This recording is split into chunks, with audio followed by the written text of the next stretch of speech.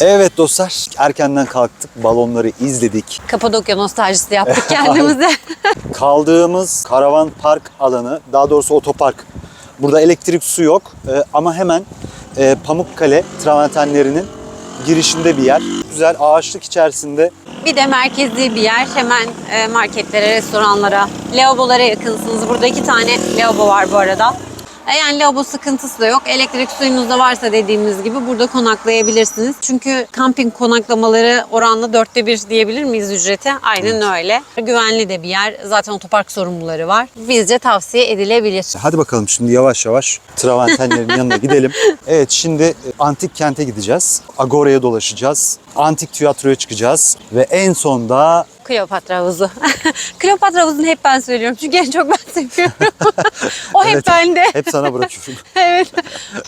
Tedbir amaçlı size de söyleyelim. Gelirken hazırlıklı olun. Muhakkak yanınızda sandalet getirin. Sandaletlerinizle geliyorsunuz tabii ki. Travertenlere ayakkabıyla veya sandaletle basmak yasak. Yasak olduğu için de elinize alıyorsunuz. Sandaletlerinizi, ayakkabılarınızı vesaire vesaire. Çünkü travertenler deforme olabiliyor, zarar görebiliyor. Evet, havuza gelirken nelere dikkat etmeliyiz?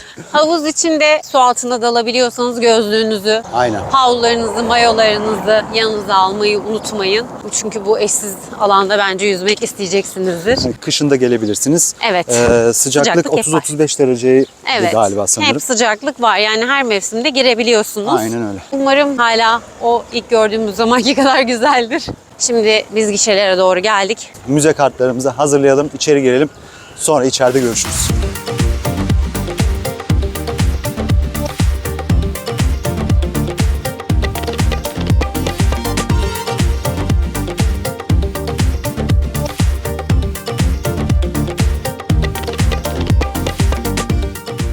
Gişelerden geçtik. Giriş ücreti 120 lira ama müze kartınız varsa ücretsiz geçebiliyorsunuz kartınızla. 18 yaş altı her zamanki gibi ücretsiz. İşeden kimliği gösterip bir tane geçici kart alıyorsunuz. Evet. Ondan geçebiliyorsunuz. Bu arada gişelerden bu geldiğimizde öğrendik içeride piknik yapılabiliyormuş. Misleri alanı var. Onun haricinde küçük bir bilgi verelim size. Pamukkale travertenleri yılda yaklaşık 2 milyon ziyaretçi kabul ediyor. Çokmuş. Gerçekten çok. Kapadokya'dan sonra Türkiye'de en çok ziyaret edilen yer Pamukkale. Evet, Pamukkale. Şimdi biz sandaletlerimizi çıkartacağız. Zaten burada görevliler var. Kesinlikle bırakmıyorlar sizi ayakkabıyla. Ayakkabılarımızı çıkartıyoruz ve travertenlere geçiyoruz. O zaman beyaz topraklara basma zamanı. Hadi bakalım.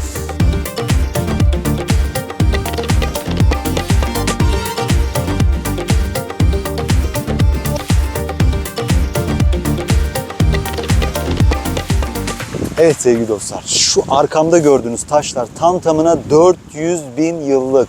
Evet, doğru duydunuz, 400 bin yıllık taşlar. İnanılacak gibi değil. Bu sular kaynaktan çıktıktan sonra 320 metre uzunluğunda bir kanal vasıtasıyla bu gördüğünüz tepelerin ardına gelip buradan aşağıya doğru akmakta.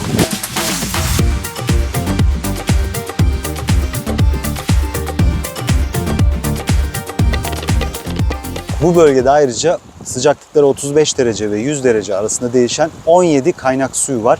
Ve gerçekten sular çok şifalı. Antik çağlardan bu yana insanların tercih ettikleri bir yer burası. Ve biz de burada gezmeye devam ediyoruz.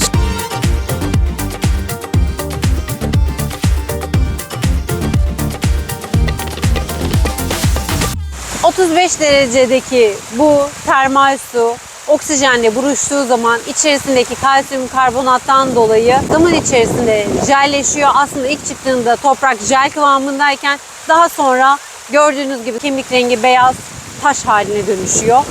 Yürürken biraz ayaklarınıza batabiliyor ama yine de çok keyifli.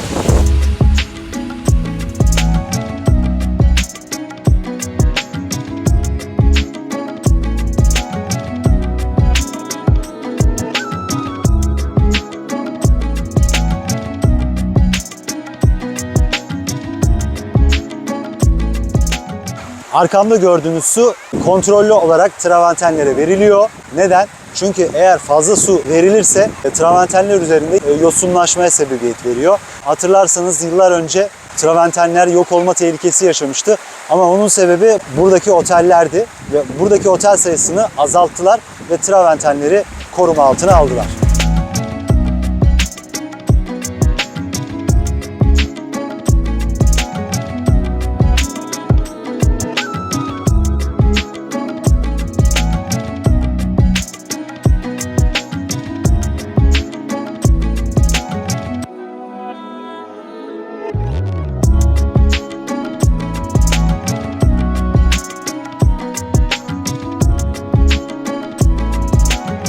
binlerce yıldır şifa kaynağı olan bu sular deri hastalıklarına, solunum yollarına, cilt hastalıklarına çok faydalı.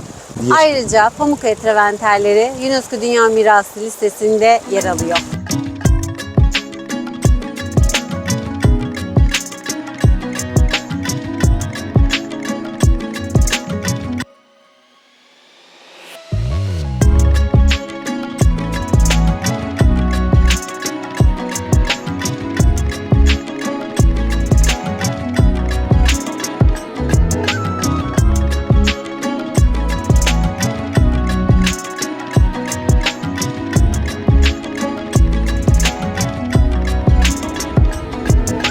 Kleopatra havuzuna geldik şimdi.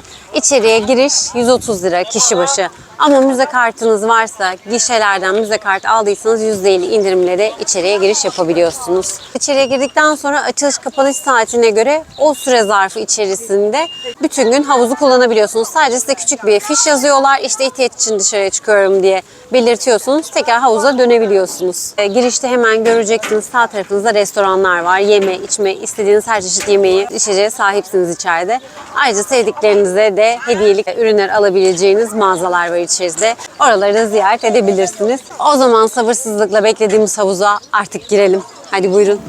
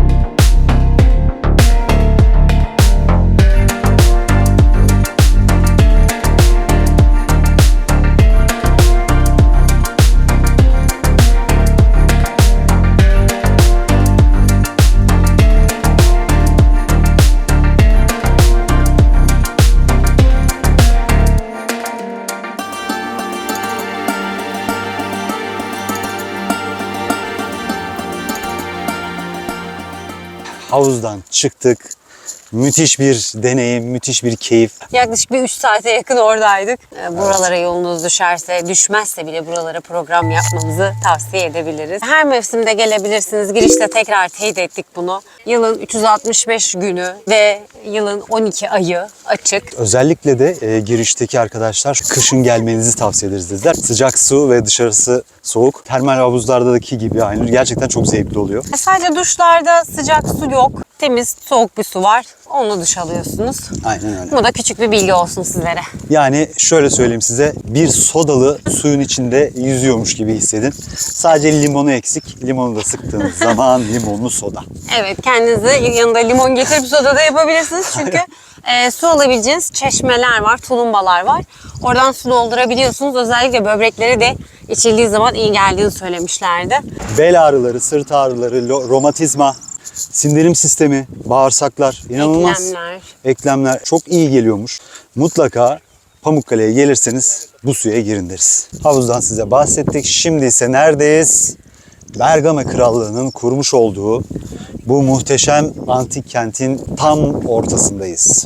Neresi? Hierapolis. Yani vaktiniz varsa tabii ki ta buralara kadar gelmişken antik şehri de ziyaret etmenizi tavsiye ederiz ayrıca.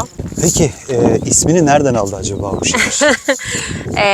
Bergama'nın kurucusu olan Telepos'un eşi Hiera'dan aldığını sanıyorlar. Çünkü Hierapolis isim çok onu çağrıştırdığı için bence öyle düşünülmüş olabilir. Evet, bir ihtimal.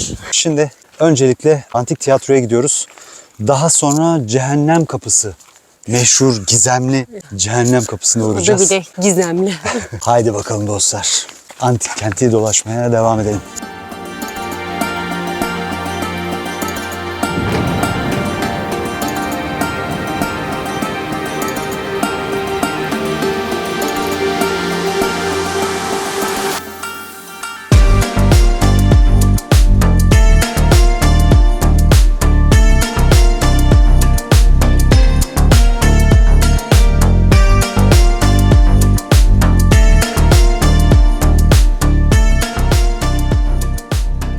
Uzun zorlu bir yokuştan sonra Antik Tiyatro'ya geldik. Gördüğünüz gibi arkamızdaki devasa bir yapı. Bu yapı M.Ö. 3. yüzyılda yapılıyor ve geç Roma dönemine kadar kullanılıyor aktif bir şekilde. 2009 ve 2013 yıllarında restorasyonu yapılıyor. Kültür Bakanlığı, FİAD ve tabii ki her zaman olduğu gibi Koç Vakfı'nın destekleriyle.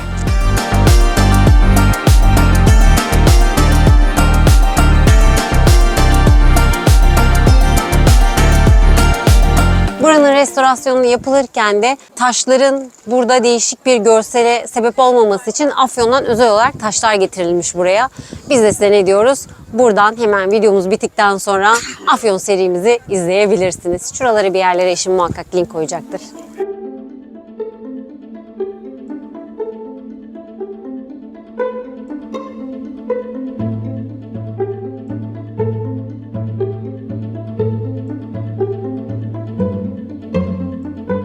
Hierapolis Hristiyanlar için kutsal bir yer olarak kabul ediliyor. Bunun nedeni de Hazreti İsa'nın 12 havarisinden birisi olan Filipos'un burada öldürülmüş olması. Aynı zamanda Filipos'un mezarı da arkamızda gördüğünüz alanda.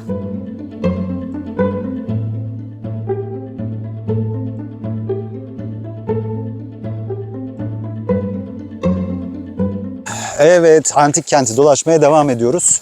Tiyatroyu bitirdik. Bu arada tiyatro Türkiye'de en iyi korunmuş olan tiyatro. Yani en belirgin, görüntülerde de izlediğiniz gibi bütün hatlarıyla korunmuş en iyi tiyatro. Çünkü biliyorsunuz Türkiye'de birçok tiyatro var. Aspendos, Efes, Assos, her yerde. Bu adamlar ne kadar çok tiyatroya önem vermişler ya. Evet, sanata çok önem veriyorlarmış gerçekten. Sanata ve sanatçıya önem veren halklara buradan selam olsun. Şimdi nereye gidiyoruz? Cehennem kapısına. Evet.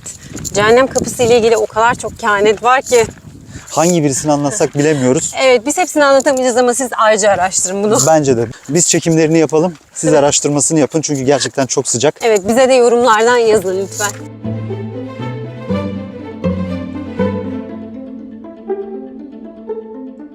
Hierapolis gerçekten Türkiye'nin antik kentlerinden en büyüklerinden diyebiliriz. Büyük bir şehir olduğu için de arkamda gördüğünüz golf arabalarıyla da ücretli bir şekilde bu antik kenti gezebilirsiniz. İçeride dolaşmak için dedik ki golf arabaları kiralayabiliyorsunuz. Aynı zamanda şu gördüğünüz bireysel elektrikli motorlar var. Bunları da kiralayıp istediğiniz gibi içeriye yine dolaşabilirsiniz.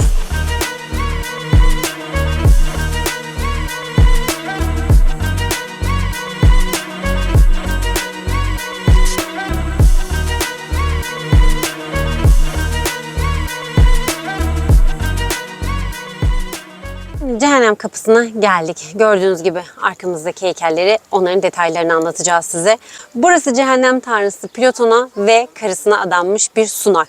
Aynı zamanda burası hem sunak hem de tapınak olarak geçmiş dönemde kullanılmış. Aslında burası Pamukkale'yi yani Traventerleri besleyen karbondioksitin temel kaynağı. Bu gazlardan dolayı vakti zamanında eminiz ki çok daha yoğun olduğundan dolayı buraya o yüzden cehennem kapısı demişler. Yani bu karbondioksitten hiçbir şekilde insanlar içeriye giriş yapamıyorlar. Bu sebepten dolayı da cehennem tanrısı Plüton'a boğaları burada kurban ediyorlar. Yani bir sunak olarak da kullanılmış yıllar boyu.